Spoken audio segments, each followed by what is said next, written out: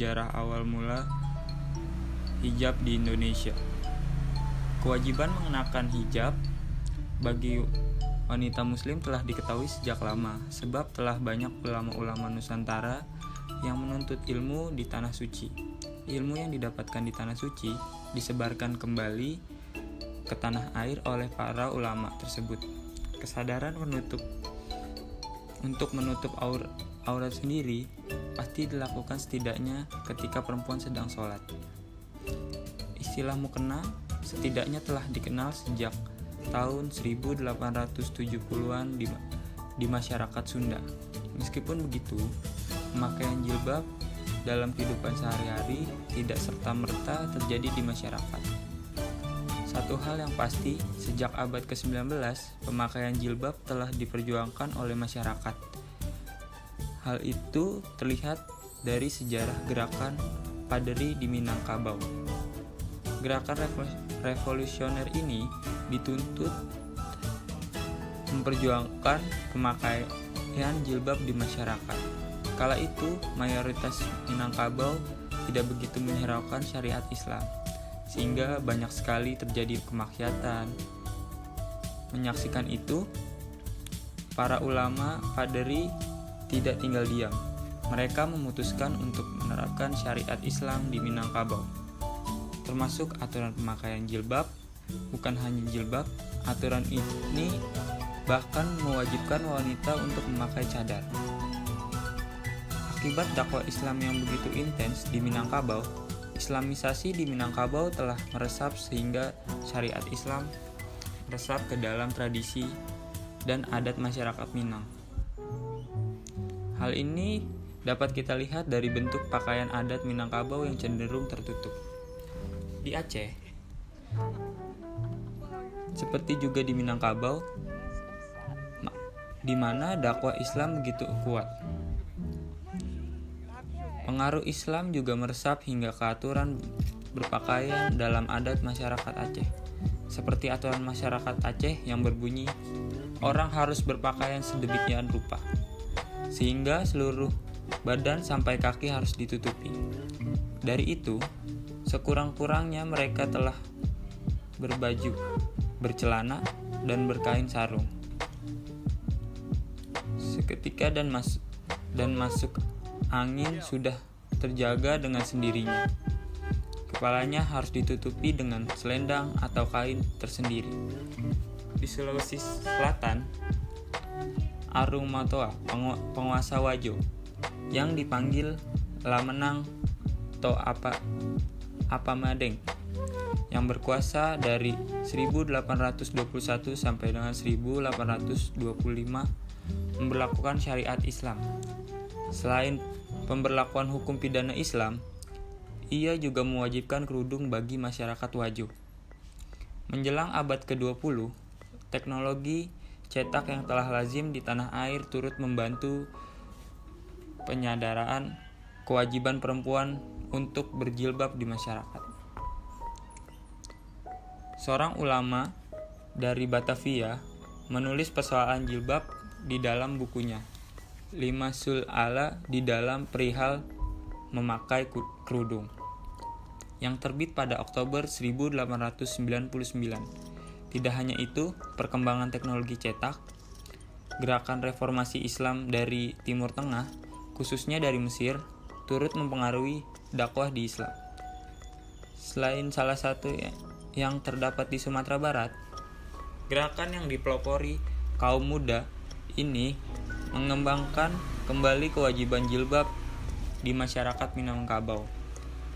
Syekh Abdul Karim Amrullah, yang bisa dikenal dengan nama Haji Rasul ini, amat vokal menyuarakan kewajiban wanita muslim menutup aurat. Menurutnya, aurat wanita itu seluruh tubuh. Ayah Buya Hamka mengkritik keras kebaya pendek khas Minangkabau.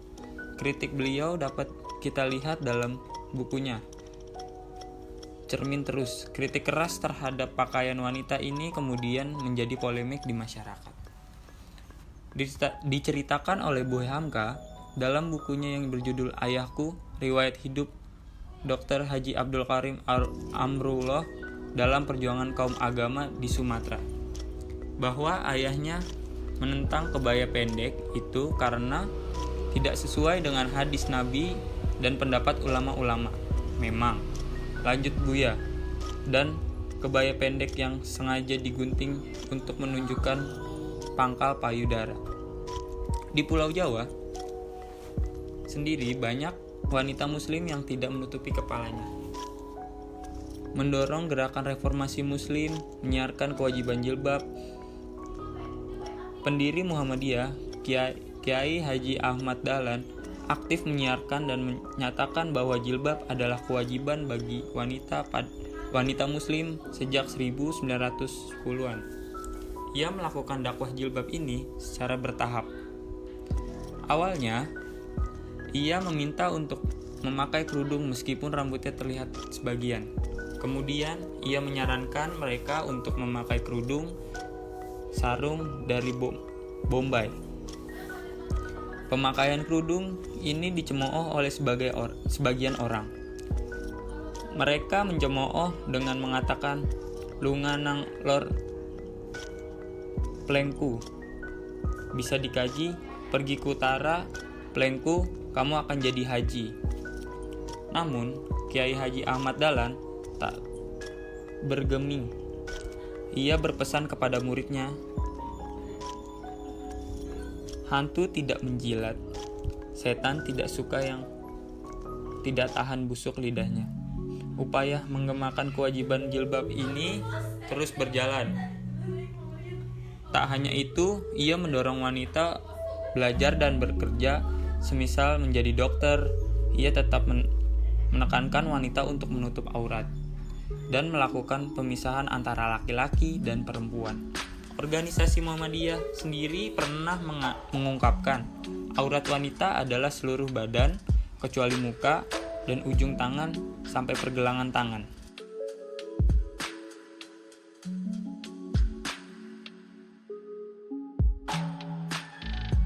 Jilbab sempat dilarang di sekolah-sekolah pada masa Orde Baru kala itu.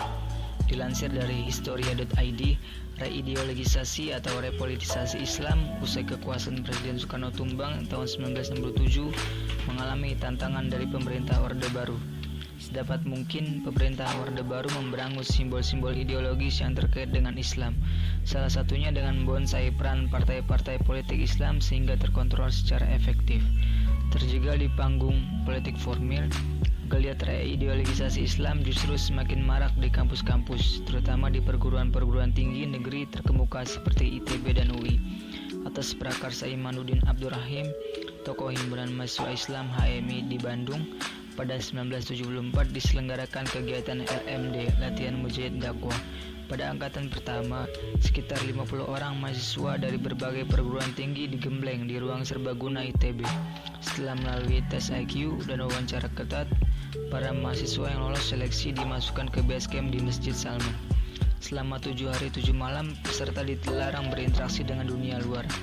Selanjutnya, mereka diajak untuk menghafal sekaligus mengkaji Al-Quran dan hadis, termasuk soal kewajiban muslimah untuk mengenakan jilbab. Pengaruh LMD, bak virus cepat menjalar ke berbagai kampus di seluruh Jawa. Di Institut Pertanian Bogor, IPB, para mahasiswa Islam mendirikan Badan Kerohanian Islam BKI, walaupun belum memiliki masjid. Di Jakarta, para mahasiswa UI memilih Masjid Arif Rahman Hakim sebagai basis pengajian. Begitu pula di UGM muncul Jamaah Salahuddin. Semangat Islam di ideologis juga melebar ke berbagai kampus di Surabaya dan Semarang. Seiring menyebarnya alumni-alumni LMD ke kampus-kampus perguruan tinggi negeri, demam jilbab pun mulai melanda para mahasiswa Islam.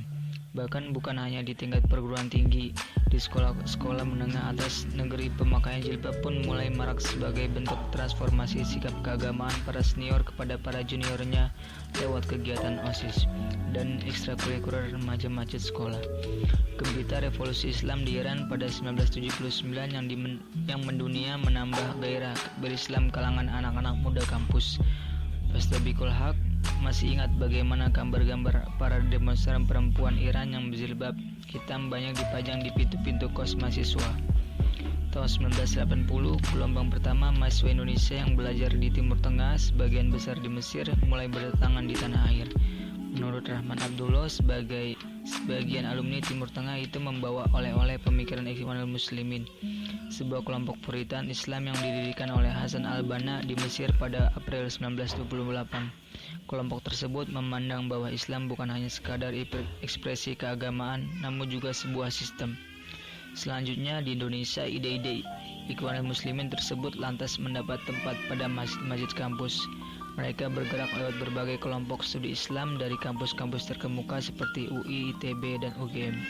Salah satu ciri dari kelompok ini adalah mewajibkan pemakaian jilbab bagi para anggota perempuan.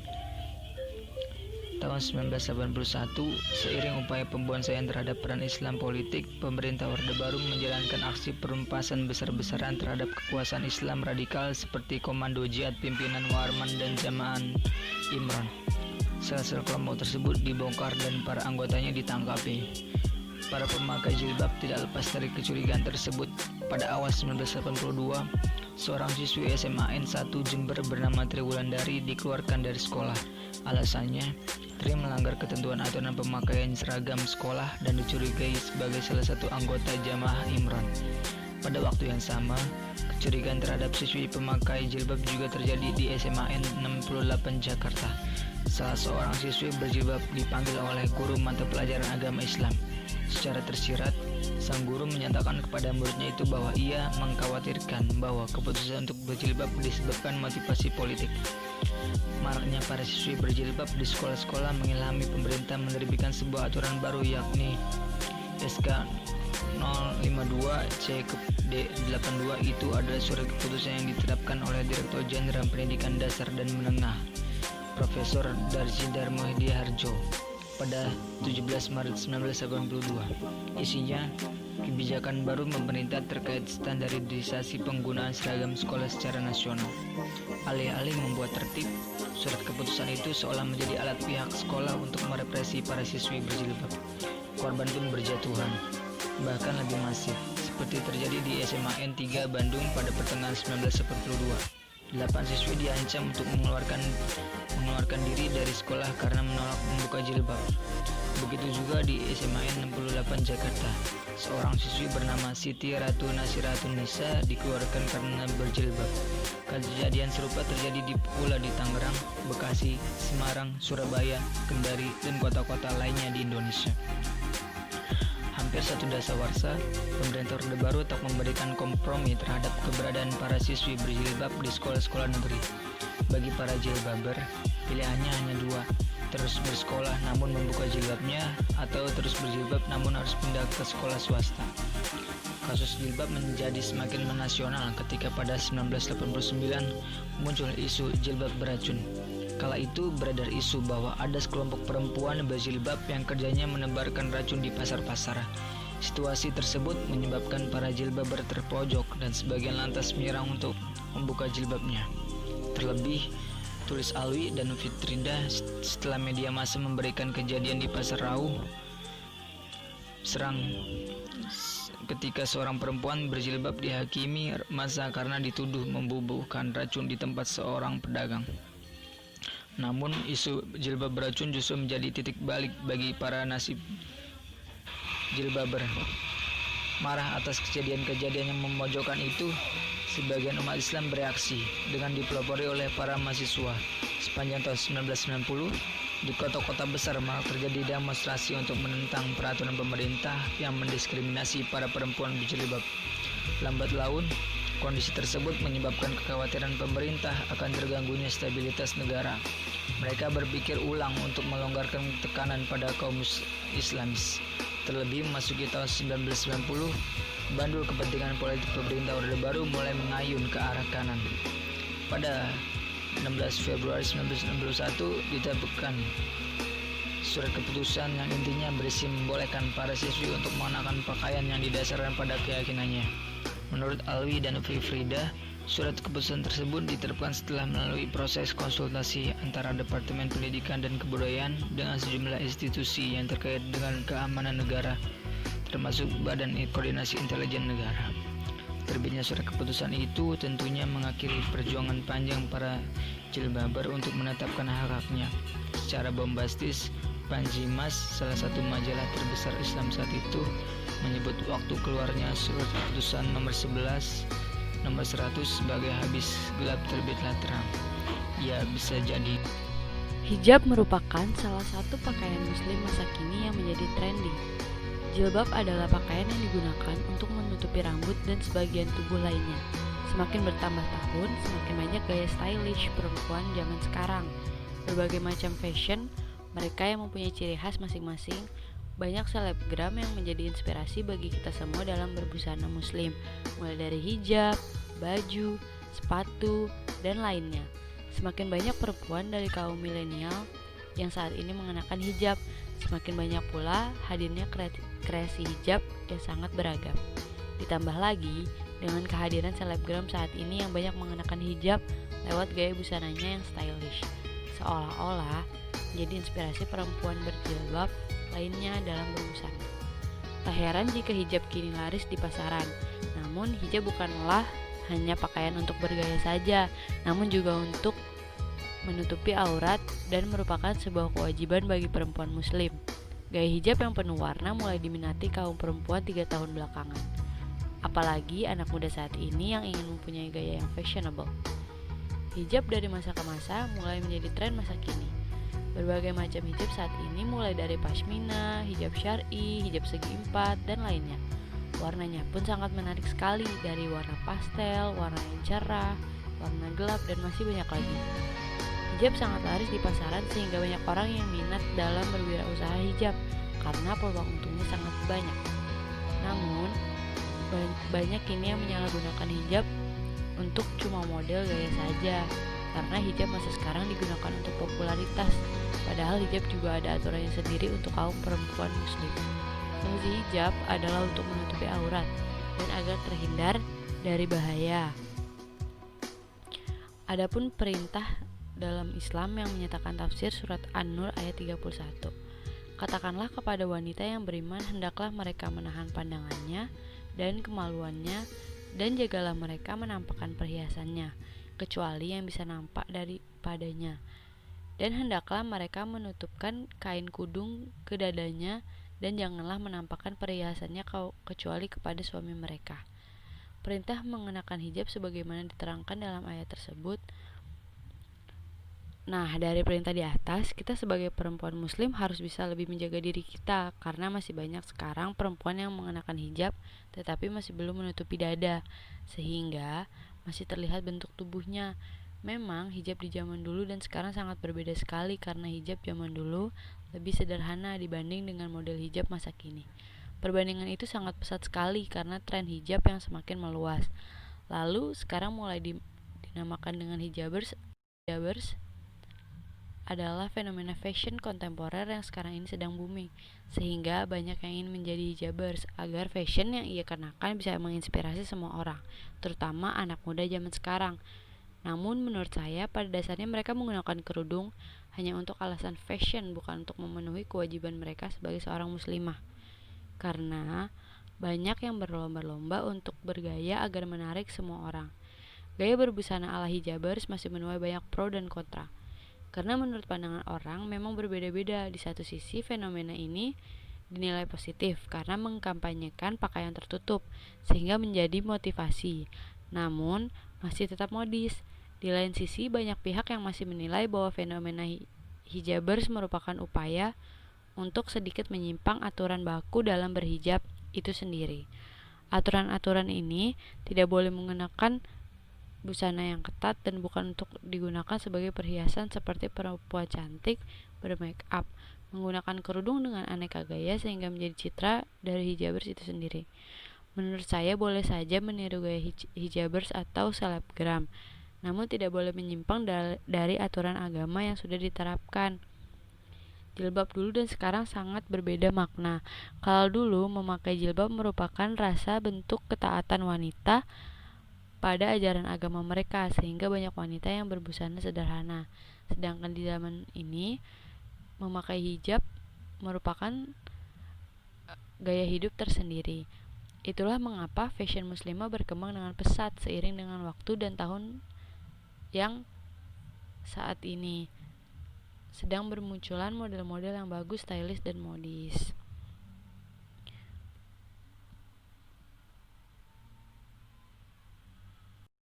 Sebagai wanita muslim, berhijab merupakan perintah yang wajib dikenakan, karena apa yang Allah perintahkan bagi muslimah untuk berhijab adalah sebuah kebaikan untuk menjaga aurat dan memelihara kehormatan pemakainya. Sekarang, berhijab menjadi fenomena yang luar biasa. Kian hari banyak wanita yang memperhatikan tentang style hijab, sehingga memunculkan banyak kreasi hijab dan style hijab modern.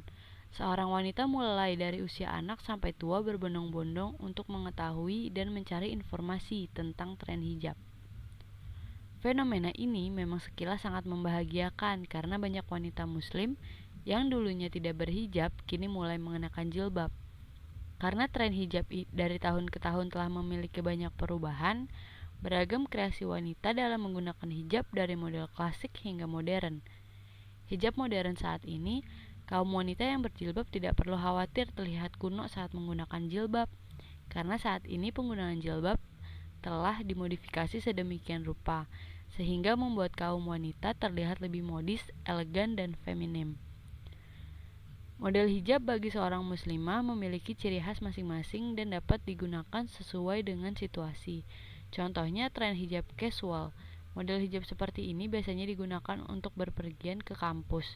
Meskipun sedikit rumit, model hijab casual sering digunakan oleh seorang muslimah karena pemakaiannya yang fleksibel saat dipadu-padankan oleh berbagai macam aksesoris. Selain itu, ada juga tren street style hijab.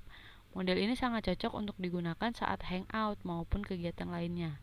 Selain itu, jilbab segi empat dulu adalah model jilbab yang terlihat kuno, kini dapat disulap menjadi model hijab yang terlihat menarik dan elegan ketika dipakai karena banyaknya pemakai hijab yang menggunakan berbagai kreasi model baru dengan hijab segi empat.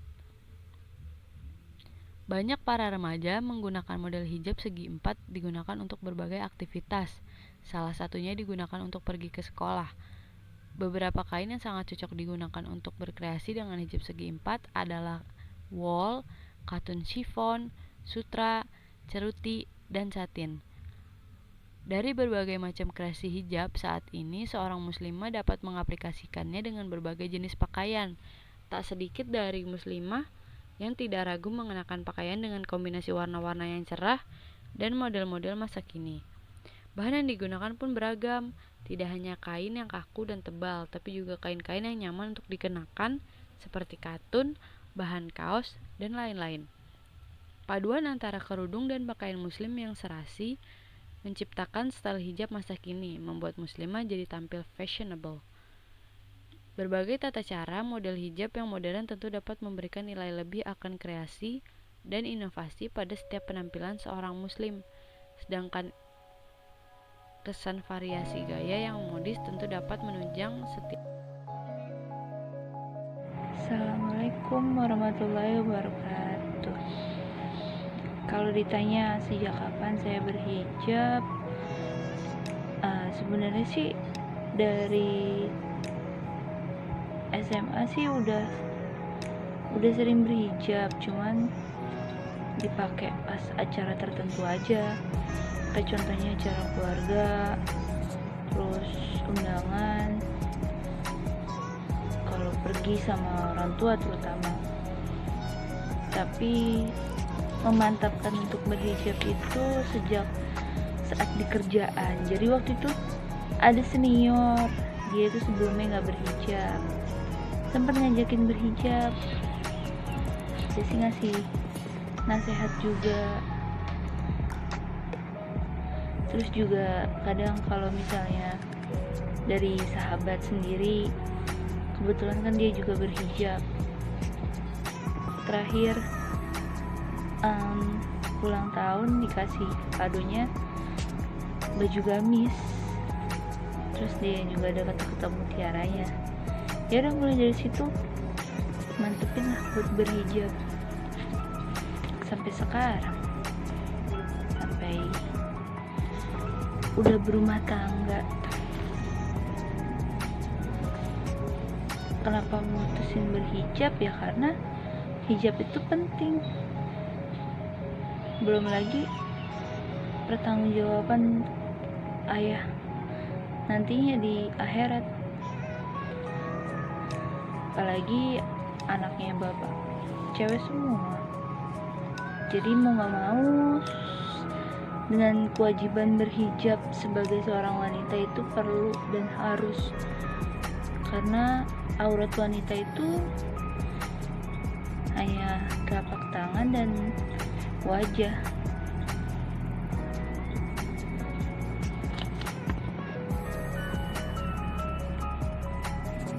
Yang dirasain saat udah berhijab sih awalnya emang gerah banget, terus udah gitu kan kebanyakan kaos, jadi agak susah juga nge-mix, paling ujung-ujungnya kalau nggak itu pakai jaket atau gimana. Ya bedanya sih mungkin orang-orang yang selain mahramnya kayak laki-laki gitu lebih segen ya sama kita. Belum lagi kan kalau wanita berhijab tuh kayaknya lebih sopan, atau bukan maksudnya yang gak berhijab itu gak sopan ya, tapi kalau berhijab itu kan lebih menutup diri, lebih ya kewajiban sebagai seorang muslimah untuk menutup auratnya. Bahkan nantinya kan ada pepatah bilang pasanganmu ialah cerminan dari dirimu sendiri, maka sebaik-baiknya kamu menata diri kamu sebaik mungkin ya, dengan perubahan, dengan berhijab. Kadang sih suka gak setuju ya kalau misalnya ada orang bilang, kenapa lo gak berhijab? Iya nih, hati gue belum berhijab. Ya kalau hatinya berhijab, nunggu hatinya berhijab mau sampai kapan? Sampai nanti ke liang lahat baru dihijabin sama tukang kain kafan? Kan enggak. Apalagi tren hijab saat ini ya, itu sih gimana ya, kadang suka nggak make sense aja gitu. Pakaian bawahnya ketat, atasnya hijab, malah ada lagi sebutannya itu orang-orang yang seperti itu tuh jilbabs. Tapi ada juga yang trennya itu lebih ke mereka memakai pakaian yang sopan tapi berwarna-warni. Balik lagi sih, hijab itu kan menutup diri. Soal tren atau apapun itu menurut saya sih boleh-boleh saja asalkan sesuai syariat Islam, yaitu tidak menonjolkan bagian-bagian tubuh tertentu. Jadi tetap berpakaian sopan dan selayaknya wanita muslimah.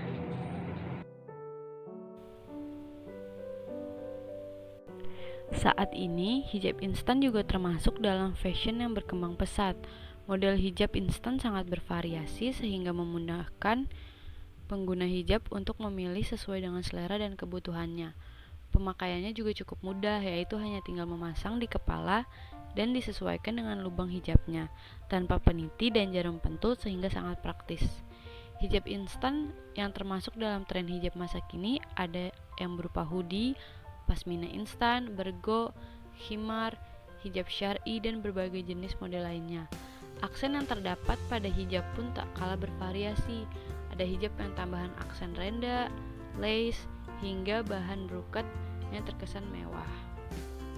Namun, pada kenyataannya model hijab saat ini tidak sesuai dengan ketentuan seperti apa yang diajarkan dalam Islam.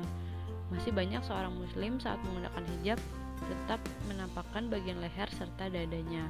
Padahal dalam ajaran Islam dijelaskan bahwa menggunakan hijab yang benar haruslah menutupi seluruh bagian badan kecuali muka dan telapak tangan.